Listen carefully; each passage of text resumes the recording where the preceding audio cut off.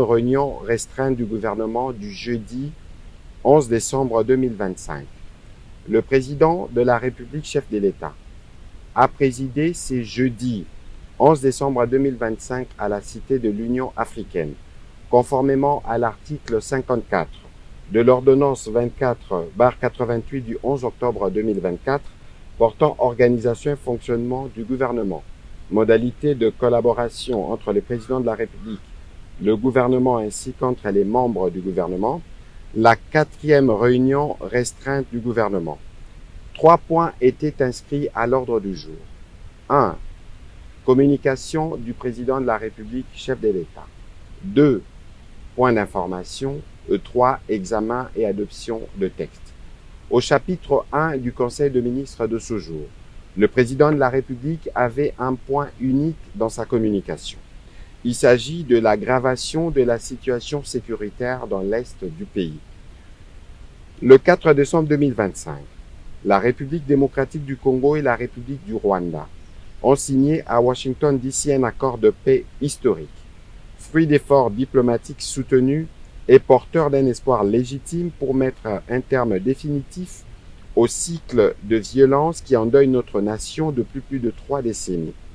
Cet accord engageait les parties à cesser immédiatement les hostilités, à favoriser la désescalade et à ouvrir la voie à une stabilité durable dans notre région.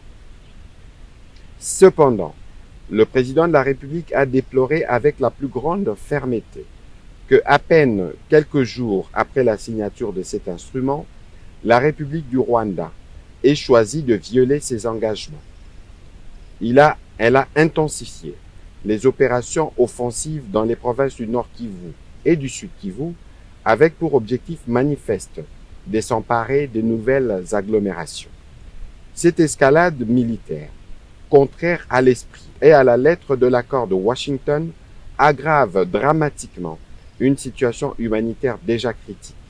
Pertes en vies humaines, déplacements massifs, destruction d'infrastructures, traumatisme collectif et précarisation accrue de populations déjà fragilisées. Face à cette nouvelle provocation, le président de la République en a appelé à la responsabilité et à la vigilance de toutes les institutions de la République. Il a invité le gouvernement, sous la coordination de Madame la Première ministre, à travers le vice-premier ministre, ministre de l'Intérieur, Sécurité et Décentralisation, ainsi que le vice-premier ministre, ministre de la Défense nationale et ancien combattant, à demeurer pleinement mobilisés. Il a également invité l'ensemble de nos forces de défense et de sécurité à maintenir le niveau d'alerte requis pour faire face à cette énième agression et protéger l'intégrité territoriale de notre pays. Dans cet esprit, le président de la République a annoncé la convocation imminente d'une réunion interinstitutionnelle ainsi que d'un Conseil supérieur de la défense élargi afin d'approfondir l'analyse de la situation et d'arrêter en toute souveraineté les options appropriées pour maîtriser l'évolution des opérations et garantir partout la sécurité de nos populations. Au deuxième chapitre du Conseil restreint de ce jour, relatif aux points d'information, un seul point d'information, les chefs d'état-major général de forces armées de la République démocratique du Congo, spécialement invité à cette réunion, a fait le point de la situation sécuritaire sur les différents terrains opérationnels.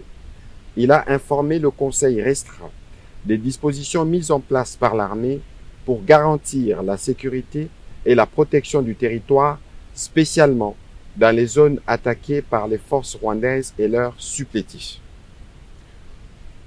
Au troisième chapitre du Conseil de ministres de ce jour, relatif à l'examen et à l'adoption d'un projet de texte, le ministre d'État, ministre de la Justice et garde de Sceaux a présenté au Conseil les projets de loi portant prorogation de l'état de siège à partir du 18 décembre 2025. Après débat et délibération, le Conseil restreint a adopté ces projets de texte. Commencée à 15h48, la réunion restreinte du gouvernement a pris fin à 17h20. Je vous remercie.